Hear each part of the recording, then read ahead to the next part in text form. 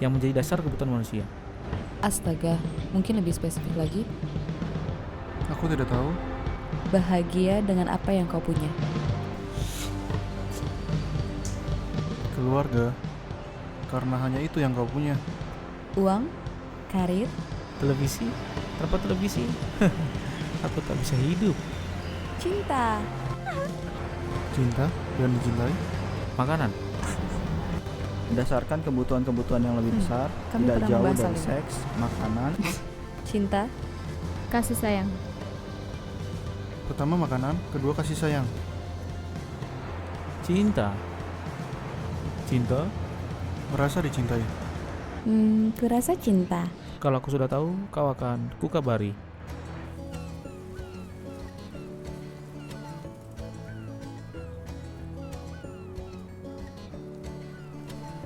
Kasih adalah hal terbesar di dunia. Kasih adalah inti dari iman Kristen. Jika kau bertanya apa sinonim bagi Roh Kudus, kata yang akan kupilih adalah kasih. Kasih adalah tujuan utama hidup kita. Apa yang dilakukan dan diberikan Roh Kudus bagi hidup kita adalah kasih. Tiap orang Kristen punya Roh Kudus yang tinggal dalam hidup mereka. Paulus berkata, tetapi jika orang tidak memiliki Roh Kudus, ia bukan milik Kristus. Tidak semua orang Kristen hatinya diisi oleh Roh Kudus. Rasul Paulus menulis pada orang-orang percaya di Efesus dan dia berkata, hendaklah kamu penuh dengan roh. Bahasa Yunani yang dia pakai adalah struktur kata berkelanjutan yang berarti terus-meneruslah dipenuhi, berulang-ulang dan berulang lagi. Mungkinkah untuk jadi orang Kristen dan tidak dipenuhi oleh Roh Kudus?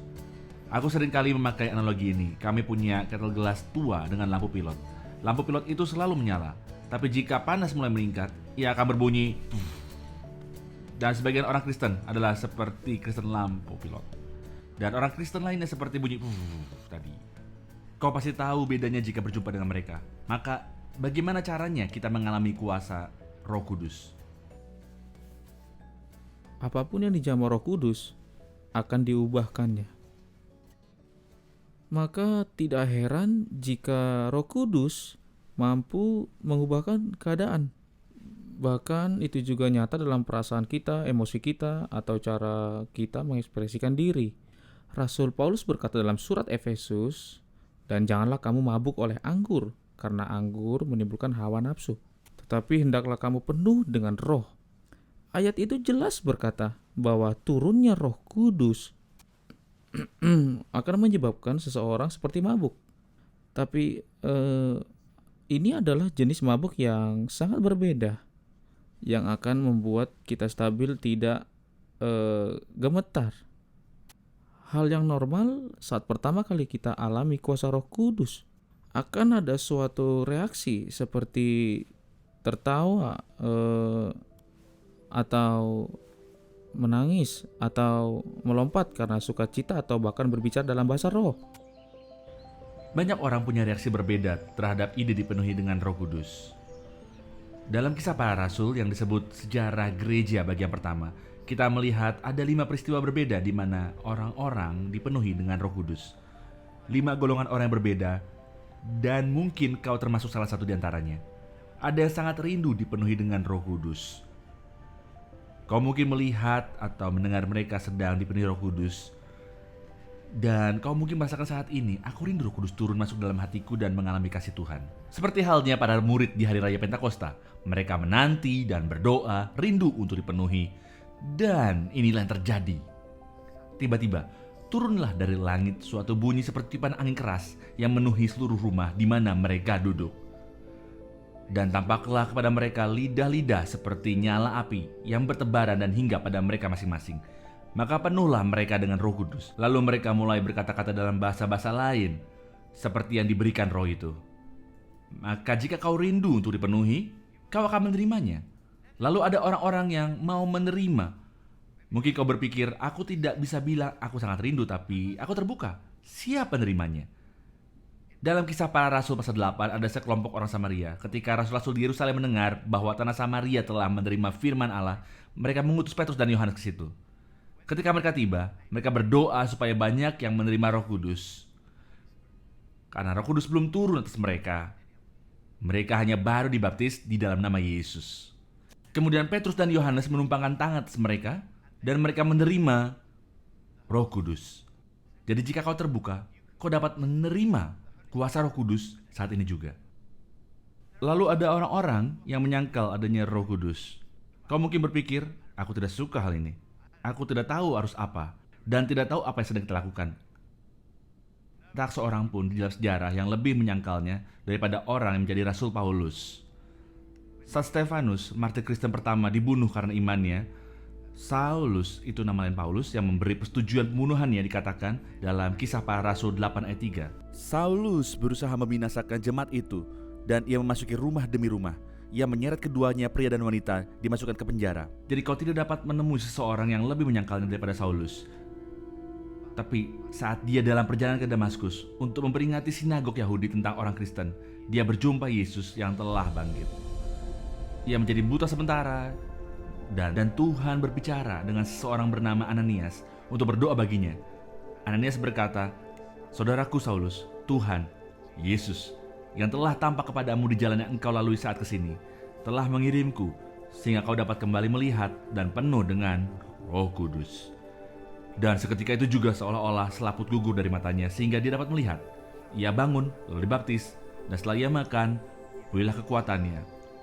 Saulus tinggal beberapa hari bersama-sama dengan murid-murid di Damsyik. Ketika itu juga, ia memberitakan Yesus di rumah-rumah ibadat, mengatakan bahwa Yesus adalah anak Allah. Dulu dia adalah seorang penyangkal, yang lalu berjumpa dengan Yesus, terisi Roh Kudus, dan dia mulai menyebarkan kabar itu. Yesus hidup. Yesus adalah anak Allah. Aku telah berjumpa dengan dia. Aku mengasihinya. Aku ingat seseorang bernama Robert Taylor. Dia 41 tahun, ateis, dan hanya ke gereja 4 kali seumur hidupnya. Sekali pada pernikahan temannya, dan 2 kali pada pemakaman. Dia adalah pebisnis yang sukses, tapi tidak dalam pernikahan. Dia tinggalkan istri dan 2 anak yang kecil. Suatu kali dalam bisnis, kliennya berkata, "Tahukah kau Robert, pernah datang ke pertemuan Alpha di Holy Trinity Brampton?" Robert bilang, "Tidak pernah, aku ateis." 10 hari kemudian, Robert kembali mengadakan pertemuan bisnis dengan klien lain dan orang berkata, "Tahukah Robert, pernah kau datang ke pertemuan Alpha di Holy Trinity Brampton?" Robert pikir, itu yang dikatakan klienku sebelumnya, mungkin aku akan coba. Tapi dia segera berangkat. Robert sangat ingin mengatakan pada orang-orang di sana bahwa dia sama sekali tidak tertarik. Jadi inilah pernyataan yang saat hadir. Dia berkata, "Dengar, aku nyaris mati karena kanker saat aku berumur 30 tahun. Kutemukan hidup ini cukup berat dan sama sekali tidak ada gairah. Sejauh yang kuingat, hidup kekal adalah hal terakhir yang kuinginkan. Maka aku tidak melihat apa yang bisa ditawarkan kekristenan."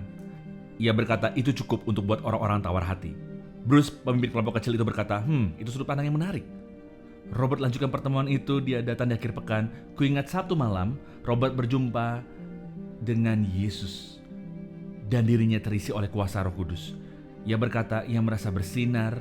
Ia sampai harus duduk.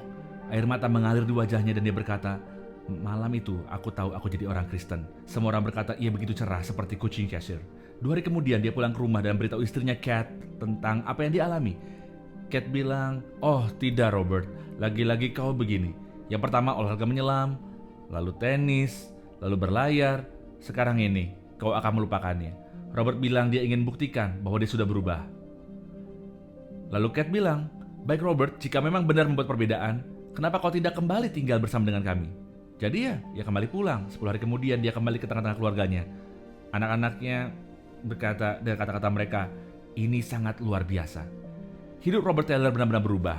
Dari seorang yang sangat pesimis seperti Rasul Paulus menjadi seorang yang menyebarkan kabar tentang Yesus kepada orang lain karena Roh Kudus ada pada dirinya. Golongan keempat adalah mereka yang tidak tahu. Kau mungkin berkata, "Aku sudah dibaptis sejak kecil," atau pernah mengalami penyerahan anak, pernah ke gereja, atau bahkan sering ke gereja. Tapi kau berkata, "Aku tidak pernah dengar hal tentang Roh Kudus sebelumnya."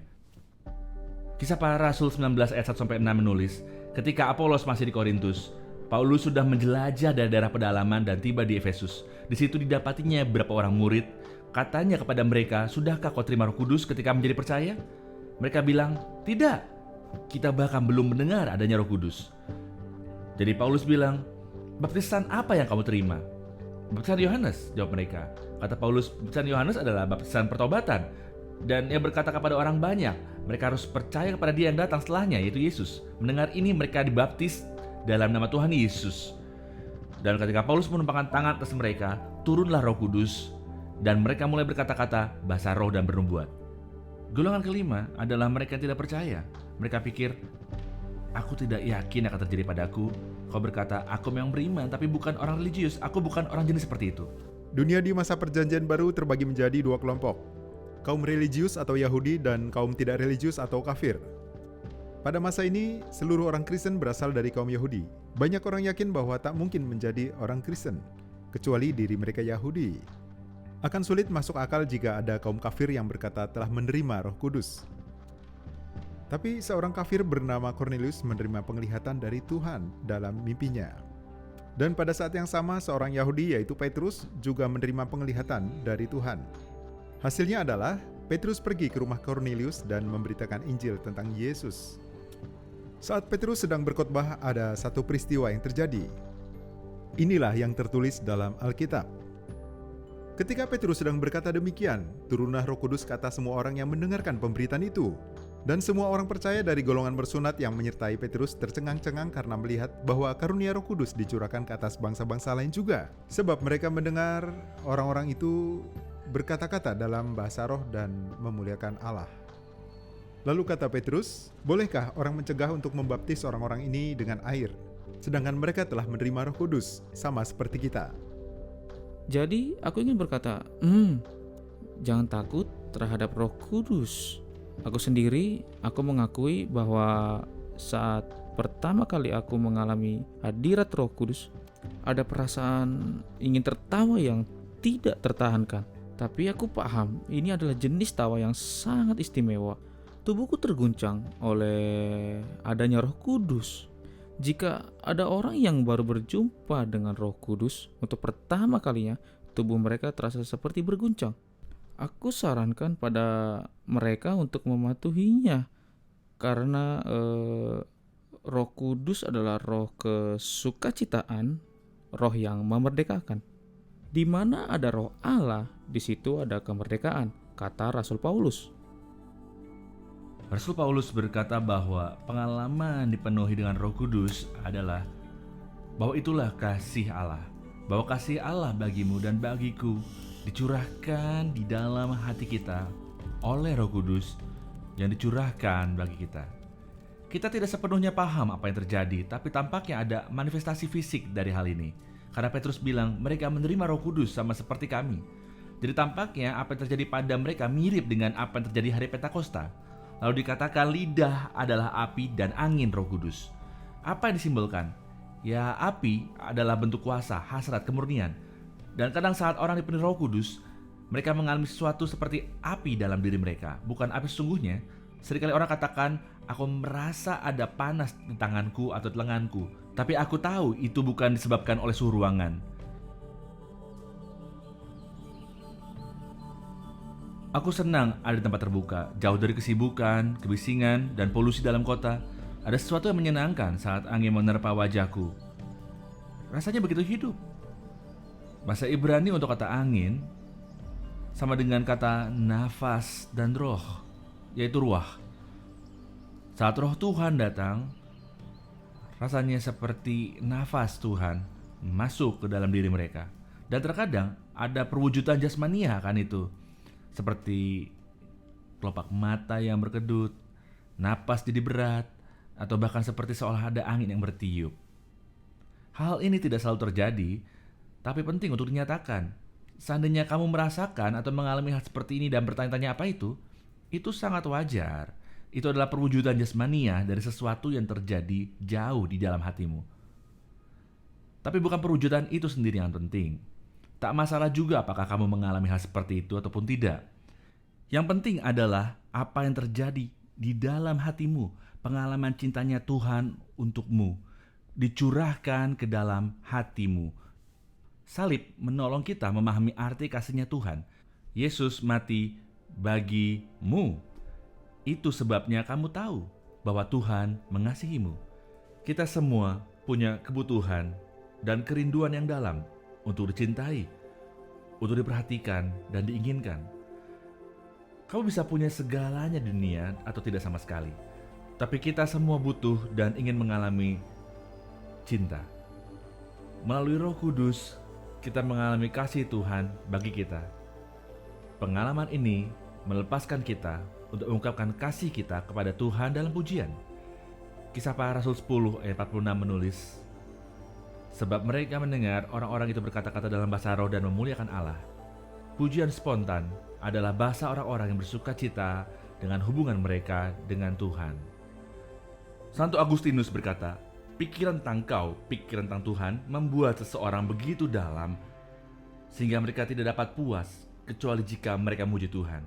Karena Tuhan yang membuat diri kami dan hati kami tidak menemukan kedamaian sampai mereka beristirahat di dalam Tuhan. Penyembahan sangat penting untuk mengungkapkan kasih kita kepada Tuhan. Yang menakjubkan adalah bahwa orang-orang di seluruh dunia menyembah dengan berbagai cara. Ini hampir seperti penyembahan menyatukan suara yang berbeda menjadi simfoni yang tunggal.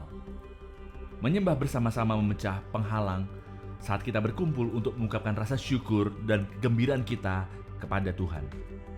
Puji-pujian melibatkan seluruh tubuh kita, bukan hanya pikiran, tapi juga hati, kehendak, serta emosi kita. Aku senang punya kesempatan berkeliling dunia, memimpin pujian dalam berbagai budaya, keadaan, dan negara. Dan tidak ada sebuah pujian yang lebih bagus dari pujian lainnya. Itu karena orang-orang menaikkan pujian penyembahan pada Tuhan secara jujur dan nyata. Yesus tidak takut terhadap kejujuran atau emosi.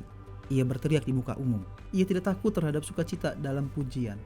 Bahkan ia memuji dan menyembah dengan tangan yang terangkat tinggi, seperti yang dilakukan orang Yahudi pada masa itu. Bahkan batu nisan pada makam gereja melukiskan figur yang sedang mengangkat tangan tinggi-tinggi di dalam penyembahan.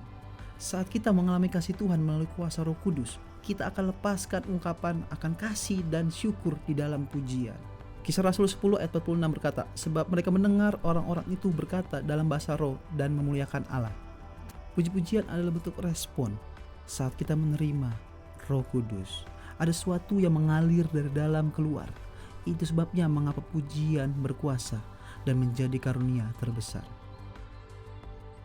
Kadang-kadang kata-kata tidak cukup mengungkapkan apa yang kita rasakan.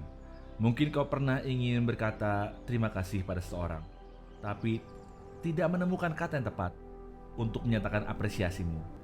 Kisah Para Rasul 10 ayat 46 berkata, sebab mereka dengar orang-orang itu berkata dalam bahasa roh dan memuliakan Allah. Mereka mengungkapkan rasa syukur pada Tuhan dalam cara yang tidak terbatas oleh bahasa. Kita melihat ini dalam Kisah Para Rasul pasal 2. Pada hari Pentakosta kita melihatnya juga di Kisah Para Rasul 19. Tapi yang terpenting untuk menunjukkan bahwa tidak semua orang Kristen berbicara dalam bahasa roh. Ini bukan tanda jadi orang Kristen. Juga bukan tanda dipenuhi dengan roh. Anda bisa dipenuhi dengan roh dan tidak berbahasa roh. Tidak ada yang namanya orang Kristen kelas 1 yang berbahasa lidah dan orang Kristen kelas 2 yang tidak bisa. Yang kedua, ini bukan karunia paling penting. Kami bicarakannya di Alfa karena ini sering merupakan salah satu karunia supernatural yang paling jelas yang dialami orang. Ayat Alkitab yang paling terkenal yang sering dibaca di pesta pernikahan adalah 1 Korintus pasal 13 tentang cinta. Tapi saya tidak tahu apakah orang memperhatikan ayat muka ini.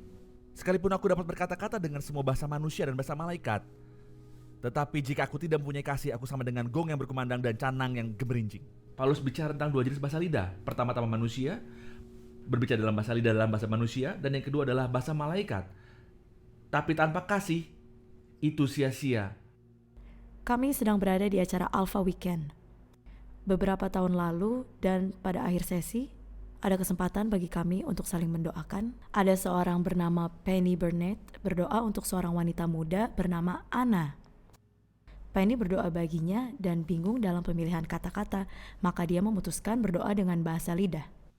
Dan pada waktu itu, Anna tiba-tiba membuka matanya, tersenyum, tertawa, dan berkata, "Kau berbicara dalam bahasa Rusia?" Ternyata Anna fasih berbahasa Rusia, dan dia sangat menyukai bahasa itu. Tapi Penny lantas terdiam. Lalu Penny bertanya, "Apa yang saya katakan?" Dan Anna menjawabnya, "Anda berkata padaku, 'Anakku, anakku.' Tapi itulah yang harus Anna ketahui, karena dia merasa Tuhan tidak mengasihinya. Jika Penny berkata padanya, Tuhan mengasihimu. Ana tidak akan percaya atau mungkin dia berpikir, ya baiklah. Tapi nyatanya Penny berkata-kata dalam bahasa Rusia. Berulang kali dia berkata, anakku, dalam bahasa yang dikuasai Ana. Dan Tuhan telah memakai Penny untuk menerjemahkan pesannya ke dalam bahasa yang disukai Ana, agar dia tahu dia adalah anak Tuhan. Hal ini sangat berarti bagi Ana dan mengubah hidupnya. Terkadang kita menemukan bahasa manusia, di mana seseorang diberi kemampuan supranatural untuk berbicara bahasa lain yang bisa dikenali. Tapi yang lebih umum, itu tidak bisa dikenali. Ini adalah bahasa malaikat. Dalam 1 Korintus 14 ayat 2, Paulus menjelaskan siapa yang berkata-kata dengan bahasa roh. Tidak berkata-kata kepada manusia, tapi kepada Allah. Dengan kata lain, itu adalah cara mengungkapkan apa yang ada dalam hatimu tanpa harus melalui proses menempatkannya ke dalam bahasa yang kau pahami. Ada seorang pria bernama Vincent, dalam bahasa Mandarin dia disebut Guachai, yang berarti orang yang licik. Vincent adalah pecandu opium. Dan aku mengabarkan tentang Yesus padanya dan dia mulai berdoa dalam bahasa lidah.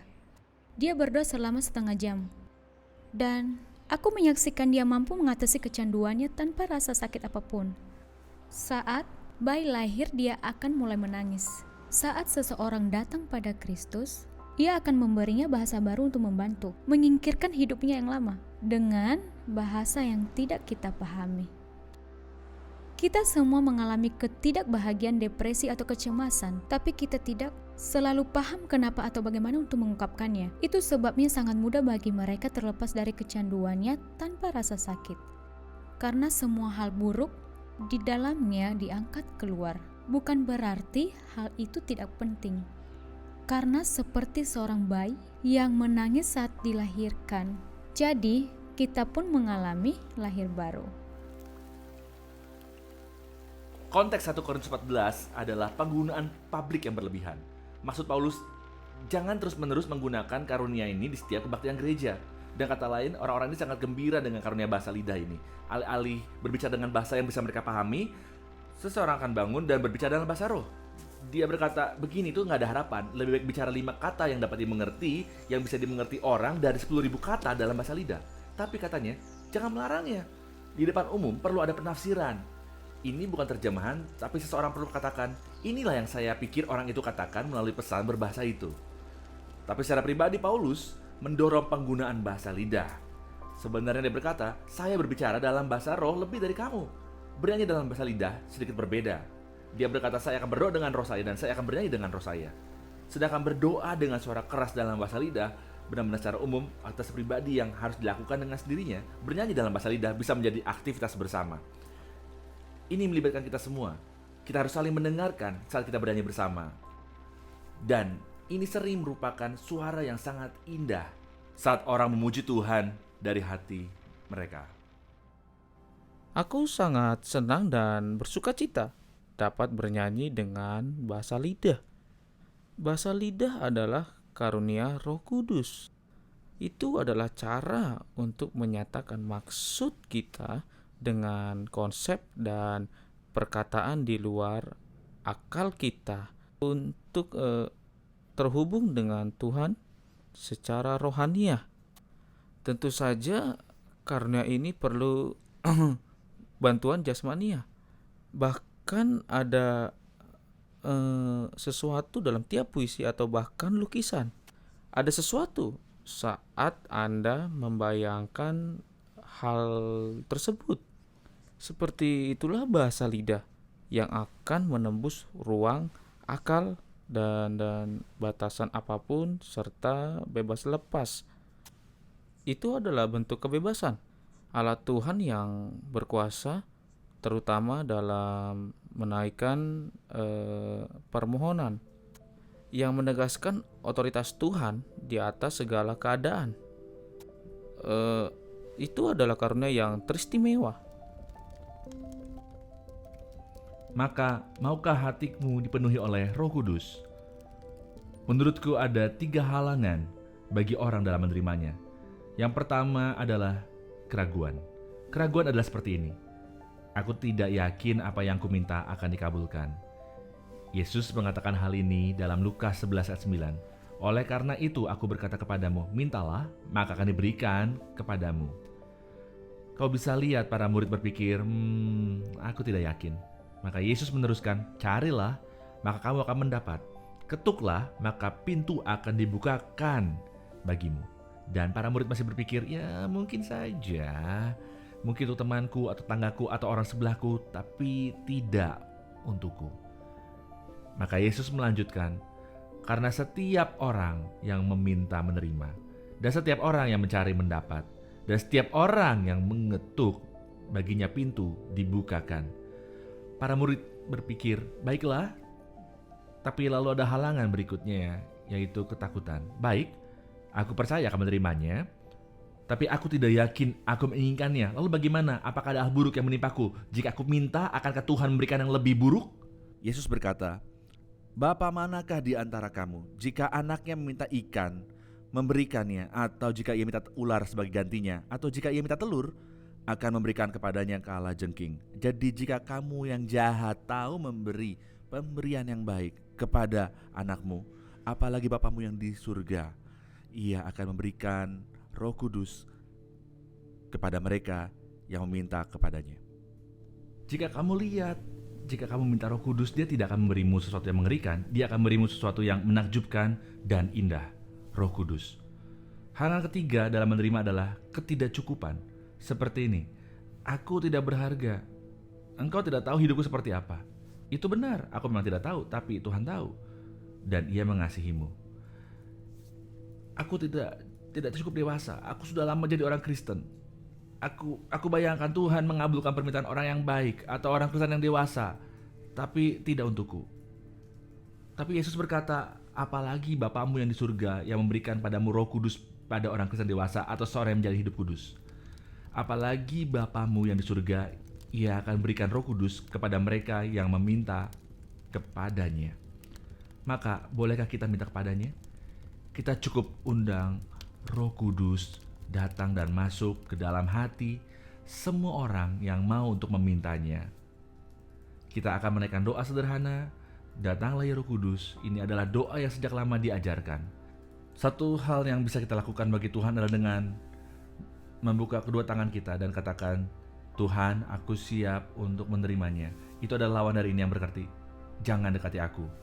Ini adalah cara untuk mengatakan pada Tuhan, Tuhan, aku terbuka hari ini untuk menerima Roh Kudus. Dan kemudian kita akan doa sebuah doa yang sangat sederhana saat ini. Datanglah Roh Kudus.